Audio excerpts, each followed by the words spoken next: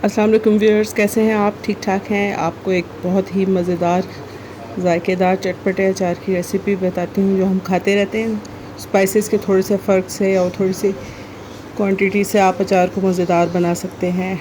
आप ये देखें, मैंने हरी मिर्चों और आम का अचार बनाया है। आइए मैं आपको इसकी इंग्रेडिएंट्स बताती हूँ और थोड़ी सी इसकी टिप्स हैं। इसको फंगस से सेव करने के लिए, जो फफूंदी लग जाती है अचार में, उससे बचाने के लिए वो टिप्स और अचार की रेसिपी मैं आपके साथ शेयर करने जा रही हूँ। इसको आप बहुत गौर से देखें और शुरू से लेकर आखिर तक आप रेसिपी देखेंगे तो आपको इसमें टिप्स भी मिलेंगी और स्पाइसेस भी मिलेंगे। इसके लिए मैंने सबसे पहले 2 किलो आम लिए हैं, कच्चे आम। उनको मैंने क्यूब्स में काट लिया जिस तरह ये आप देख रहे हैं। और हरी मिर्चें तकरीबन आधा किलो हैं, उन्हें लंबाई के रुख में चीरा लगा लिया है।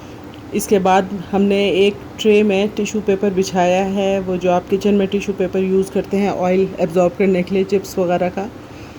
तो उस ट्रे में हमने इन हरी मिर्चों और आम को फैला दिया अच्छे तरीके से और इसको तकरीबन 15 से 20 मिनट के लिए हम धूप में रख देंगे, ताकि जो हमने आम धोए हैं और हरी मिर्चें जो धोई हैं और उसके बाद इनको काटा है तो इसमें जो भी पानी है वो इसका खुश्क हो जाए। उसके बाद हम मसाला तैयार करेंगे इसी दौरान। इसके लिए हमें चाहिए तकरीबन 4 टेबलस्पून सौंफ चाहिए, और वो राई दाना चाहिए 2 टीस्पून, मेथी दाना 2 टीस्पून, कलौंजी भी 2 टीस्पून चाहिए और सफ़ेद ज़ीरा भी 2 टीस्पून चाहिए। फुल भरे हुए चाहिए मसाले।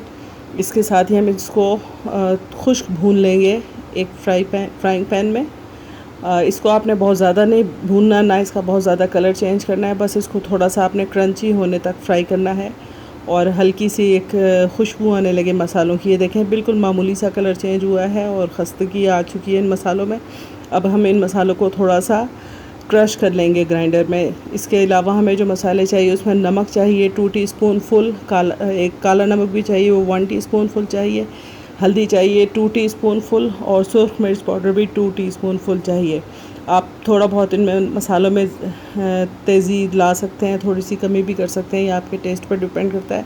फिर हमने वो रोस्ट किए हुए भुने हुए मसाले भी इन्हीं मसालों में मिक्स कर दिए और उन्हें चम्मच की मदद से अच्छी तरह से हिलाकर मिक्स कर लिए। बाज़ लोग, अक्सर लोग बल्कि अचार की रेसिपी में सुरख मिर्च की बजाय कुटी हुई मिर्च इस्तेमाल करते हैं। ये आपके टेस्ट पर डिपेंड करता है। मुझे कुटी हुई मिर्च की बजाय ये पिसी हुई मिर्च का टेस्ट पसंद है। अब हम इन तमाम मसालों को कच्चे आमों और हरी मिर्चों पर अप्लाई कर देंगे। धूप में से लाकर हमने इसे एक मिक्सिंग जार में डाला और इसके बाद अब हम इसके ऊपर ये मसाले डालकर बहुत अच्छे से मिक्स कर लेंगे। आप चाहें तो इन्हें हाथ की मदद से मिक्स करें, चाहे तो चम्मच से।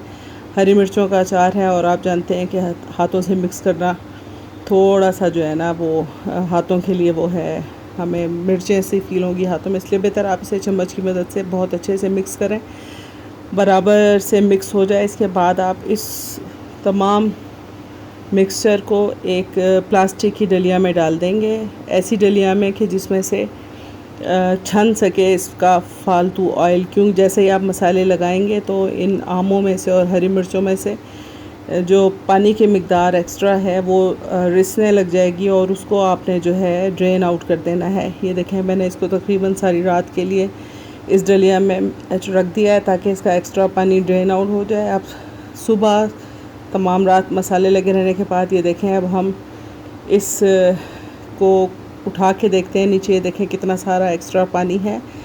मसालों के जायके में कोई कमी नहीं आती, आप इस एक्स्ट्रा पानी को आप ज़ाया कर दें। और अब बाकी जो खुश्क अज्जा रह गए हैं इनको अच्छे तरीके से दोबारा से मिक्स कर लें और मिक्स करने के बाद इसमें हम ऑयल डालेंगे सरसों का तेल भी हमने रात ही में तकरीबन 1.5 किलो ऑयल लिया है।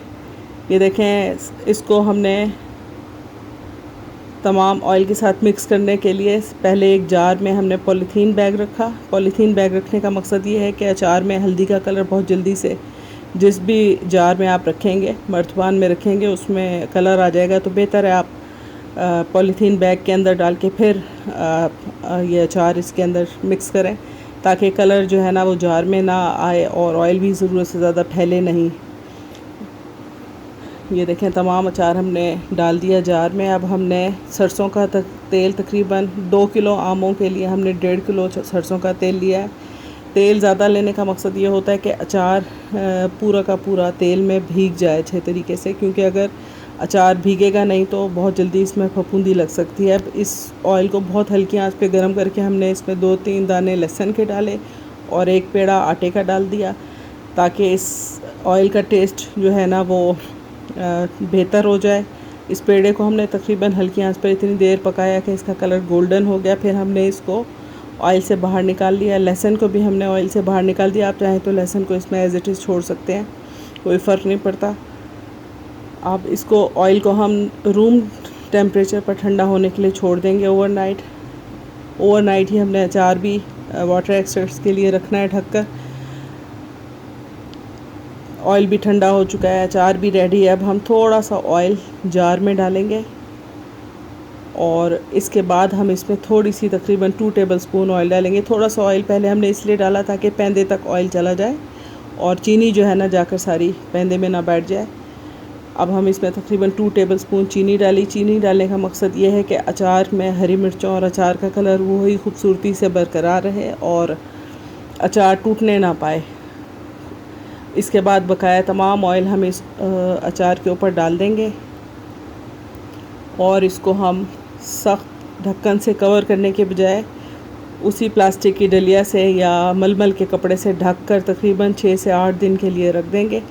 दरमियान में आप एक नज़र इस पर ज़रूर डालते रहें कि फंगस का असर तो नहीं हो रहा। अगर आप ऑयल भरपूर डालेंगे तो इसमें सवाल ही नहीं पैदा होता कि फंगस लगे। ये देखें तकरीबन 6 से 8 दिन के बाद मैंने अचार को निकाला है और आपके लिए ऑयल से अलग करके आपको दिखाने के लिए कि ये किस कंडीशन में आ चुका है। इस दौरान आपने अचार में बिल्कुल भी कोई पानी या पानी से धुला हुआ चम्मच इस्तेमाल नहीं करना, वरना उससे बहुत जल्दी इसमें फंगस लग जाएगी। अब ये तकरीबन 10 दिन के बाद अचार को मैंने जिस पॉलीथीन बैग में रखा था उसी से कवर किया और एक्स्ट्रा एयर को बाहर निकाल के अब हम इसको इसके ढक्कन से कवर करके रख देंगे।